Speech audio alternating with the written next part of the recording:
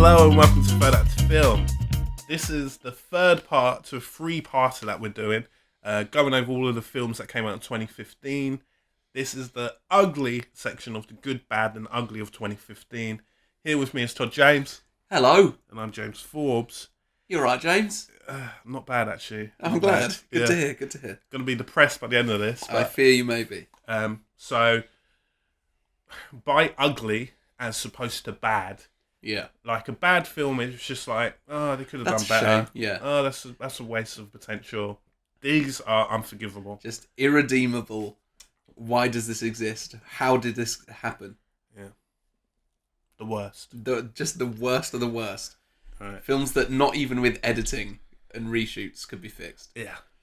Speaking of editing and reshoots, like, go on, what's your first one? No, go on. I know exactly what you're going to say, so just say it. Fantastic Four. Great. Yeah. God awful. It was in my most disappointing. That's the best segue that's ever happened. Right. Link here, Right. potentially. I don't know. Just awful. Just okay. Let's instead of just saying that it's bad, because that's could be like half an hour of us saying, "Oh, it's just so bad." Yeah. Okay, so what was bad about it? I'm saying this as if you're agreeing with me. Yeah, I quite liked it. You quite liked it. I was the one person. Yeah. The ending bit when they were like, oh, what should we call ourselves? Oh, I don't know, that's fantastic. Say that again. Oh, that's fantastic. Say that again. Made even worse by the fact Age of Ultron had done that exact joke, Yeah. but much better. Yeah. Yeah. What else was there? Oh, there's too much to list. Where the hell did Doom get his cape? You know what? We don't really need to talk about why it's so bad, because we did an hour-long debate about it. There's Link here. Yeah. And let me just wrap the fact that Sue Storm's most redeemed, her defining feature is that she likes music. Unlike Patton's, and I found out where. Anyway, that's right though. It's true. Okay, you know what? Let's move on, because this is a whole video in itself. Obviously, because we've already done it. Yeah. Right. Okay. This film started the year. It's going to start my list. It's Taken 3. Oh, what? Taken 3, a huge pile of garbage. Didn't see it, and I'm glad. Lucky. So Taken, it was the first 45 minutes is just unbelievably boring. Just nothing happens. And as much as you don't think it's possible, once things start to happen, it gets worse. Because it's so badly filmed, scripted. Nobody wanted to do it. It's the complete, we made this for money. And that's it. And I hope there isn't a Taken 4. It was just bad. Like, I can't explain how bad it was.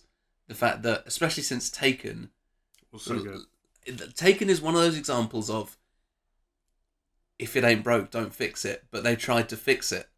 Oh, right. Like there are some franchises where you go into it wanting to see the same thing again. Yeah. Basically. Like, you just want to see Fast Liam and Neeson, Furious. like, shooting and punching his way across Europe. Yeah. And for some reason they had him on the run from Forrest Whitaker. Like, no, it doesn't make sense. It was just bad. Like, it's the worst film I've seen this year. Wow. And I've seen a lot of films this year. Yeah. And there are some films that I can rant more about, because they're a big. But this is it. It was just the case of it shouldn't have happened. After 2, it shouldn't have happened. I'm grimacing at the moment. Grimacing. Yeah. That's a word. Anyway, Go on. The Boy Next Door. Oh, I was going to say that one. Yeah. Right. Another film we saw together. To be fair to it though, it's absolutely hilarious. But I'm not sure the film realizes. No, the funny bits aren't funny, and the bits that are funny weren't meant to be funny. Yeah, which it's unlike most of the films on this kind of list that we're composing. This one you can watch, and I would recommend being a bit drunk and watching it with friends, because it's so dumb. The opening scene, Todd and I oh my God, were splitting sides. Oh yeah. So you got Jennifer Lopez jogging, and then it has like flashbacks to her having arguments with her husband, but like they're like grainy, black and white, like it's seriously traumatic. Oh yeah. And it also had the worst scene, or the worst thing in any film that's ever happened, when the boy next door, who is clearly, I'd say, late 20s, early 30s, and he's meant to be school age, he buys as a present a copy of, it's something like the Oresteia or like Homer's The Odyssey. It's one of the first recorded texts, and he finds a first edition of that text, which would be thousands and thousands of years old, and he finds it at like a garage sale for like $2. When really that would be like one of the most priceless artifacts. Yeah. Get Indiana Jones like, this belongs in a museum. Yeah, it was. And just having Jennifer Lopez as an English teacher, and who was, I've forgotten the actress's name, who plays... Yeah, the headmistress. Kristen Chenoweth. Oh, nice. Yeah, that, unbelievable. That at some point, like, multiple people have okayed that. Yeah. And don't get me wrong, she's great in the right part. Yeah. She was great as the good witch in Wicked. But just this part is not for her. Yeah, it's unreal that they did that. It's unbelievable. Similar-ish vibe, erotic thriller. Knock Knock. Oh, I missed that one, yeah. This was... Also, the premise of that, Keanu Reeves gets a knock on the door. As he says multiple times, he has a family! And he loves his family, and they go on holiday. And he doesn't, because he's got to work. And then these two, like, super attractive, super seductive girls knock on his door. Knock on his door, I should say. Get it? Oh, yeah. And then they force him into having a threesome. And the film shows very hard him trying to resist it, to be fair. And then they just, like, they ruin his life. Like, they wreck his house, and then they come back, and they torture him. And they're like, oh, you cheated. A bit pants. I just couldn't believe what I was watching for a lot of it. Like somebody has made this film. People made this film. Like, Keanu Reeves' acting was the best thing in this film. Oh, you can't say that about I can say that. And this is a film with nudity in it. Oh, no. And it was... I can't explain, like, the fact that any of this was meant to be scary, because it was marketed as like a horror, like a horror thriller. The fact that any of it was meant to be scary or intimidating, when really he would have just called the police and been like, there are two people who have come in and wrecked my house. Yeah, trespassing. Yeah. It was like completely ridiculous. I can't. Yeah, just. You go. I'm upset already. Let's do one that we've both seen. Okay. Although I'm not sure if you share the opinion. Terminator Genisys. Right. Another film I really liked, actually. Oh, wow, really? Really liked it. But it's a shambles, and... all right. But it's a shambles, more than just a word. The way the film thinks it's clever is humiliating. It believes like, oh, I tell you what, I disagree. We'll make John, spoilers. Although I don't have to spoil it because the trailers already did. Also true. John Connor is the bad guy. That he is somehow become a Terminator, which they don't actually explain. They're just like, oh, Matt Smith put his hand on him. What did Matt Smith do in the film? No one knows. What did Sarah Connor's acting? Yeah, she was awful in it. But I've always thought what was she was that a bad about? actress. I feel like she was. That they shot the film out of sequence, and then she didn't get a chance to build up her emotional scale, so that she was literally have like her first day. They're like, okay, yeah, blah blah blah's died. Want you to cry like it's the worst thing that happened, and she's like, ah, and then they're like, oh yeah, this guy you've just met him, treat him like this, and you're like, she was raised by a robot. She was gonna be emotionally stunted. But it's not emotionally stunted, because then that would be lack of emotion. It's emotionally retarded because she doesn't know what she's doing. She's got the emotions of like an 8-year-old. Not even 8-year-old. Not of a person, because she was just so extreme in the differences in between each scene. It was jarring. She was quite bad. She was quite bad about it. And then you've got whatever his name is. I wish I didn't know his name. Jai Courtney. Right. Who keeps on getting offers for roles. Why Why do people keep offering him roles? Why do they keep pushing it? And what did he do?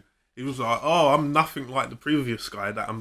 His character is supposed to be the only one who doesn't change from the previous films. Okay, yeah, that is true. And he was the most different character because, Sarah Connor was trying to do a Sarah Connor-ish impression, and Arnie was just being Arnie. They were the ones who were supposed to. The storyline had changed around them the most. Yeah. Whilst Jay Courtney, he's supposed to be, oh, I'm exactly the same. I have the same memory as the previous guy, but no, you know what? Actually, I'm a totally different person. I look totally different as well. Yeah, this is all true. Like, they're like this, but I still loved it. But it was just so much fun to me. I had so much fun. No, the only good bits of the film are the literal copies that they made of the shot for shot like copies. That 20-minute sequence that is, yeah. They copied the good parts of a good film and then put their name on it. That should be illegal. Well, it's not, because they had the rights to it. This is not. You're selling me 20 minutes of a film I've already seen, and then the rest of a turd. Great. To be fair, as well, you spoke about in the good part of this. Yeah. Link here? Sure. How somebody said something during one of the films you watched. During this film, there's a bit where he's getting dressed. He's getting dressed in the shops because obviously he arrives in the past naked. Obviously. Yeah. And he puts on these Nikes and you see his feet come down. Yeah. And this guy, sort of 6 seats down from me, went really loudly, Nikes, obviously. Yeah. I didn't mind that scene, but then that was the exact copy of the first film. That scene was nearly shot for shot. And I'm just like, all of the good things you stole from the first film. And you haven't done anything new. And then any stuff that you do introduce new, I hate. I think it just you just hating on it because it's a. Well, it's because it's a huge disappointment and it's ruined the franchise. That's why I hated on it. Great. Anyway, moving on. Okay, another one me and you saw together. We Are your friends. Yes, I knew it. God, we've seen some crap together this year, man. We have seen some crap. Yeah. Directed by the co-host of MTV's Catfish. No, is it? Yeah. I watched. Yeah. That's embarrassing. Oh, I love Catfish, the TV show. It's like the only really trashy thing that I watch. Okay. And it's not even Neve Schulman, it's Max. The camera guy? Yeah. It's directed He directed it. He Oh my directed it. I can't believe you know who I'm talking about. Yeah. And it was just... I feel as well like there could have been something good there. Like, I feel like there could have been a really good commentary on millennials and their desire to get something for nothing, and the fact that they think, you know, oh, being a DJ, it's the easiest way I can get like a great life. I'm going to party for my whole life. I'm never going to lose it. Yeah. And it was just... Spoilers for We Are Your Friends here, guys. Okay, anyone who is desperate to see this masterpiece... Oh, we've just lost all of our subscribers. I know. Oh, no. There's a scene where one of his friends dies, and it's the one that has had the least lines. Yeah. And it's the one whose name...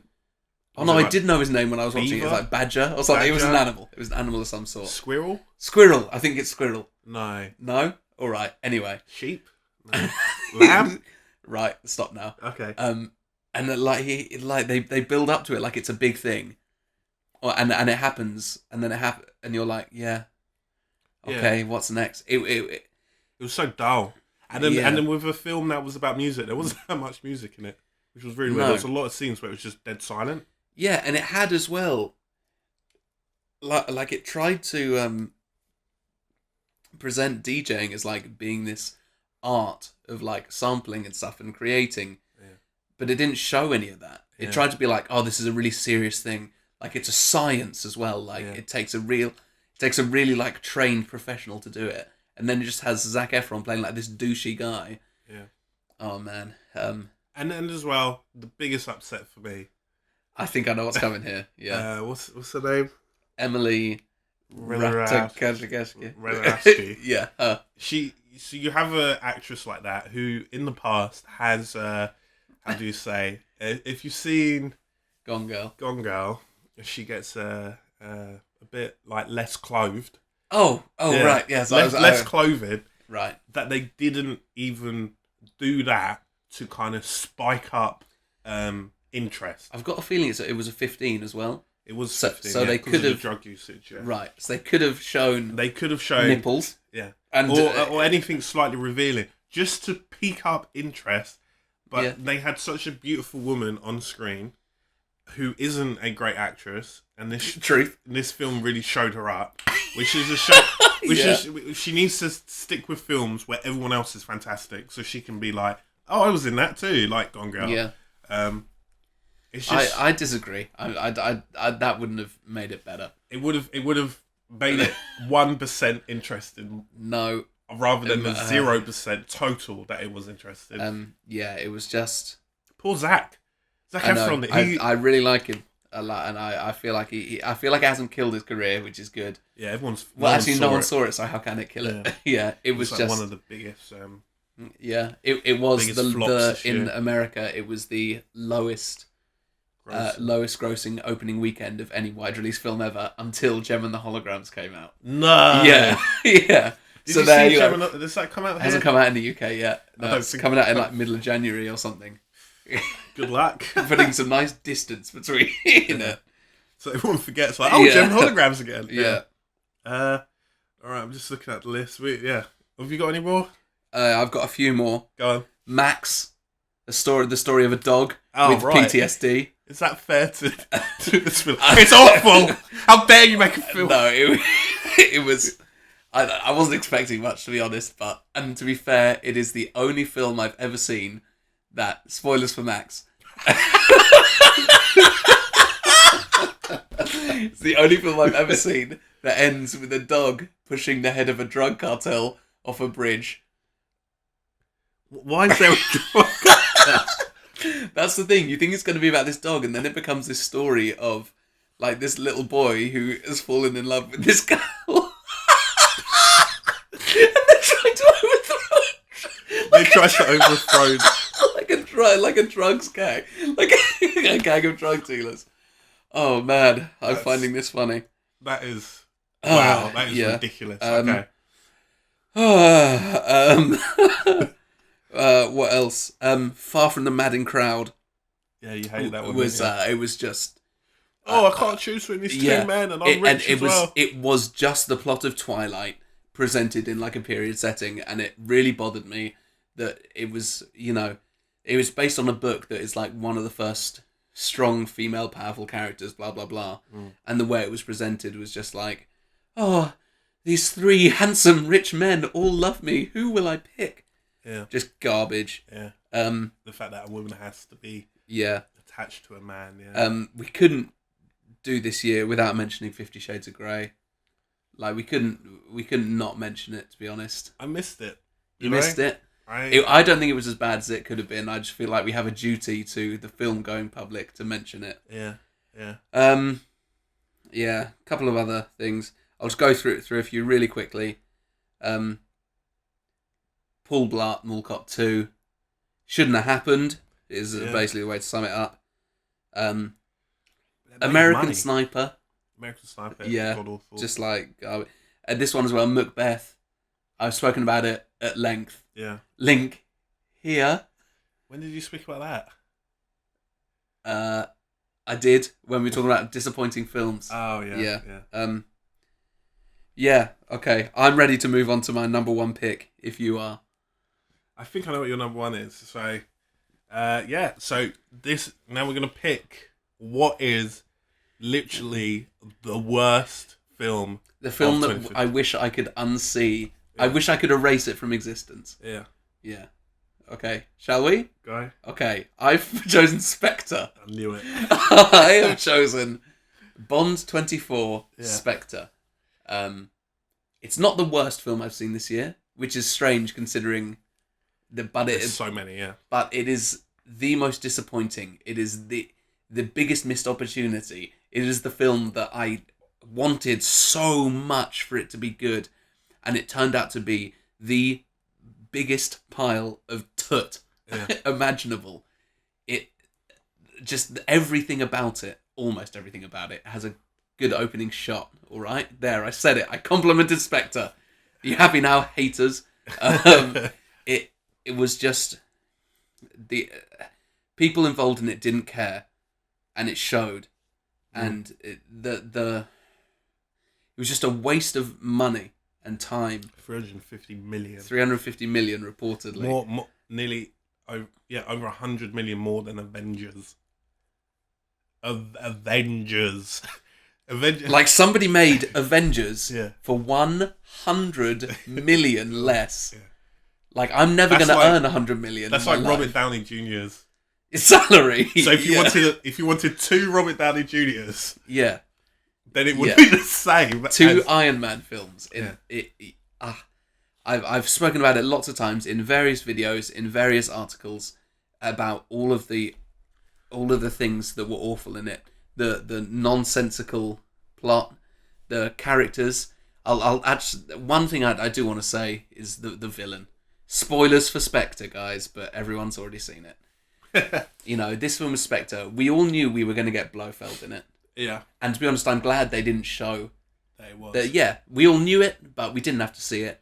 Yeah. Christoph Waltz becomes Blofeld. You think that that's inspired? I can't think of anyone better to play Blofeld. Totally. And they he's just weird in it. He's not threatening at all. No. And Christoph Waltz can be threatening. Totally. He can be so threatening and also charming, and he was neither. And he did this weird cuckoo thing. Surely I can understand why they thought that would work on the page. The minute they saw him doing it, they would have been like, no, it doesn't actually quite work. Yeah. And the final scene of this film, like the climax of this film, the way that they've set up MI6 to be like this big maze labyrinth of like James Bond's path. Why? Yeah. Just shoot him in the face. Yeah. Like, you have him there. Shoot him in the face. Like, this is all after that torture scene. Why was that there? All it did is extended the runtime. Yeah. Yeah. Literally, that was and made me angry. Yeah. That's the only things it did. And the thought that Christoph Waltz, either himself or got his henchmen to go around. First of all, how do they even get into this building that is probably guarded 24/7? Although, to be fair, Spectre have their fingers in many pies, so alright, I'll give you that one. But the fact that at some point, some henchman has printed off like 10 pictures of Daniel Craig, 10 pictures of Eva Green, although we've all done that, like 10 pictures of Mads Mikkelsen and Judi Dench, and then they've like stuck them up in various places. And he's like, okay, now draw arrows, make sure he takes this route, because I want there to be a moment where this turns around and it looks like he's looking at himself. They would have been like, I'm sorry, isn't this a senseless waste of our time and resources? And he'd been like, no! Where did he suddenly get this obsession with Bond out of? And they never explain that as well. He's the most, like, he's presented as being like the most powerful evil man in the world, apart from Donald Trump. Yeah. Like, why wouldn't they just have... He, at any point since before Casino Royale, like at any point, while Pierce Brosnan was still James Bond, Christoph Waltz could have got Daniel Craig. Yeah.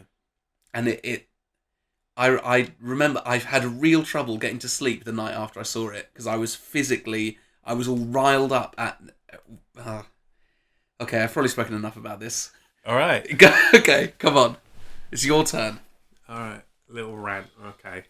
We'll try and calm down a bit. Why? You're just going to get angry again. So the most ugly film of the year for me has to be The Visit. You're kidding me. No. You've got to be kidding me. It's the only 1-star review I've given out. I even gave Fantastic Four 1.5, just because like they managed to complete it, and it was a film. It was a film. It had credits. It was actually. It's kind of weird. Fantastic Four was two halves of a film put into no, it was a new two one. halves of two films. Yeah, 2 halves of 2 films. Yeah. Yeah. The Visit, however, barely was a film. It was like an hour, and it felt like 10. No, and nothing happened. If the most exciting thing to happen in your film, if the most exciting thing to happen in your film is seeing the bare ass of a 6-year-old woman who She kept in shape. She looks very good. Well done to her. Yes. But if that's the most exciting thing, like I am shocked. I knew you didn't like it. It was awful. It wasn't awful. It's a good film. It's boring. Nothing happens. Old people aren't scary. None of it made sense. Old people are freaky. Why would a mother let her children go off with a bunch of people she hasn't seen in years? If you hated your parents that much, why would you just let them? She'd been in touch with them. They set that all up. She'd been in touch with them, and then why did they stop this communication when the grandparents were like, "Oh yeah, we haven't got your kids"? I'm like, what? Okay, you haven't got my kids. Spoilers ahead for the visit. The reason they didn't get in touch with the mum saying that the kids hadn't arrived was because they were dead. They'd been killed by the They were dead and they had been killed. But if this is she in her life, the only thing that is important to her, because she doesn't have her parents to care about, the only thing that was important to her was her kids, and she didn't want her kids to be exposed to their grandparents. Yeah. So then she now has finally come to terms with it and sends them off. It's just the original premise annoys me. The actual premise annoys me, and the post premise annoys me. Everything about it is just redundant and pointless. I can't believe you chose this as ugly. Yeah, it's not scary at all. I was scared. Was it a horror? Was it supposed to be a horror? I don't know. It was more. I don't know. It was just some girl recording a bunch of stuff. That's all any film is, James. Somebody filming something so you can watch it. Dear. I mean, literally. There were scenes where she's recording her brother doing crap raps, and I'm just like, okay, great, yeah. And then are you an only child, James? I am, yeah. Then you wouldn't understand. Oh my god! Do not try that. I know. I'm just kidding. Do you have kids? Well, no. I'm shocked. I knew you didn't like it. I can't believe you put it here. Yeah. But anyway, What is your worst film of the year of 2015? Not just don't think of it as what was the worst film. Think of it as the film you wish you could unsee. You wish you could, change the universe and make it, just wish it out of existence. Let us know in the comments below. Please. Please. Please do. I've been James Forbes. And I've been Todd James. Bye. Yeah, if they had, actors in those parts. Actors in the field. I don't look at him and think, oh, he could hurt me. Like, oh, he's going to save the world and get the girl. Big stuff in Transformers that is all kind of swept under the rug because Dinobots.